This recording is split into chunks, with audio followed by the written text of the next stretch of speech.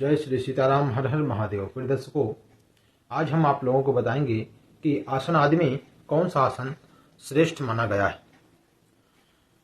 यज्ञ पूजन पाठ की सफलता के लिए आसन का श्रेष्ठ होना अत्यंत आवश्यक होता है। आइए बात करते हैं कि सबसे श्रेष्ठ आसन कौन सा होता है, किस आसन का प्रयोग हमें करना चाहिए। सर्वप्रथम शास्त्र के प्रमाण के बारे में जानते हैं।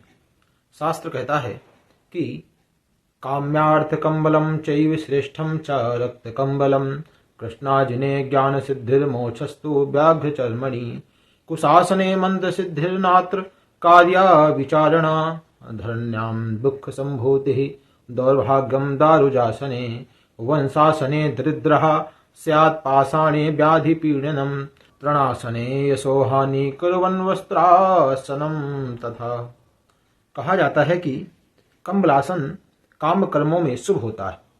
रक्त कंबल का आसन श्रेष्ठ माना गया है। अर्थात सर्वप्रथम यह बात कही जा रही है कि जो कंबल का आसन होता है वह शुभ माना जाता है।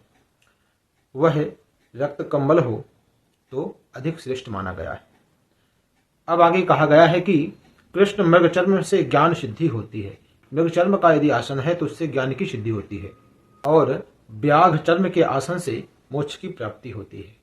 यदि व्याघ्र का आसन है तो उससे शास्त्र में बताया गया है कि मोक्ष की प्राप्ति होती है।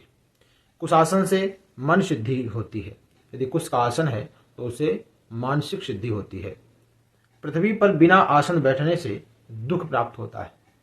अर्थात हमें बगैर आसन के पूजन पाठ यज्ञ अनुष्ठान नहीं करना चाहिए। आसन अवश्य ग्रहण करना चाहिए। लकड़ी के आसन पर दौर्भाग्य अर्थात लकड़ी का आसन भी यहाँ अच्छा नहीं बताया गया है। यह दौर्भाग्य की प्राप्ति कराता है।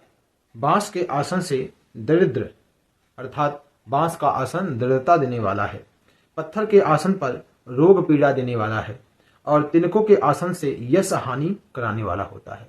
यदि तिनके का आसन है तो वह यश हानि करवाता है। पल्लव के आसन से चित्त व्याकुलता बनी रहती है।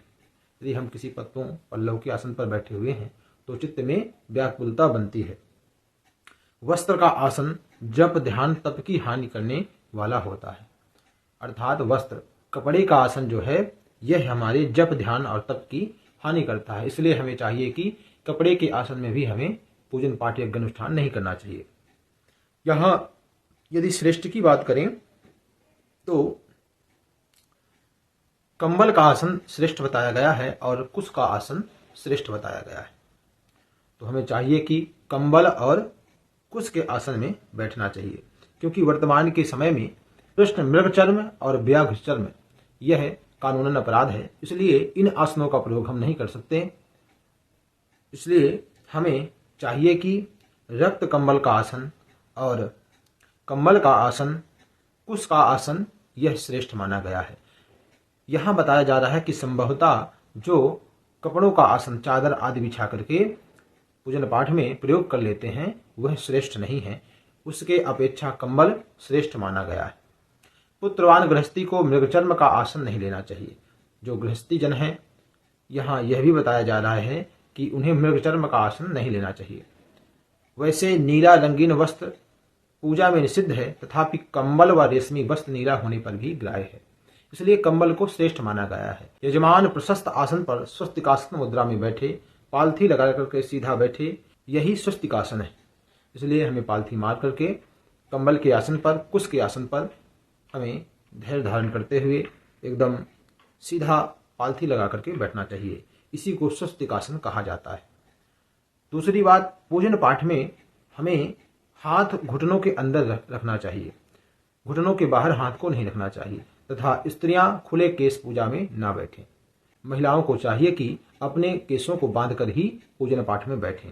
ब्राह्मण तथा यजमान दोनों देववत हो जाएं, अर्थात भारतीय वेश मुद्रा के अनुरूप ही वस्त्रों को धारण करना चाहिए।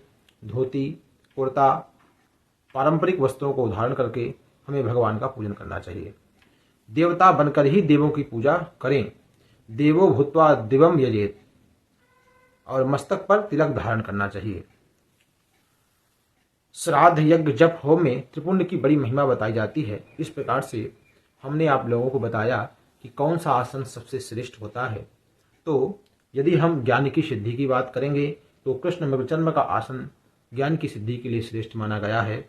व्याघ्रचर्म के आसन में मोक्ष की प्राप्ति बताई गई है और कुश के आसन में मानसिक सिद्धि बताई गई है और हर प्रकार से कल्याणकारी बताया गया है। बंधुओं, आशा करते हैं कि यह जानकारी आप लोगों को अच्छी लगी होगी। यदि जानकारी अच्छी लगी है तो हमारे चैनल को लाइक शेयर सब्सक्राइब अवश्य करें। धन्यवाद। जय श्री सीताराम। हर हर महादेव।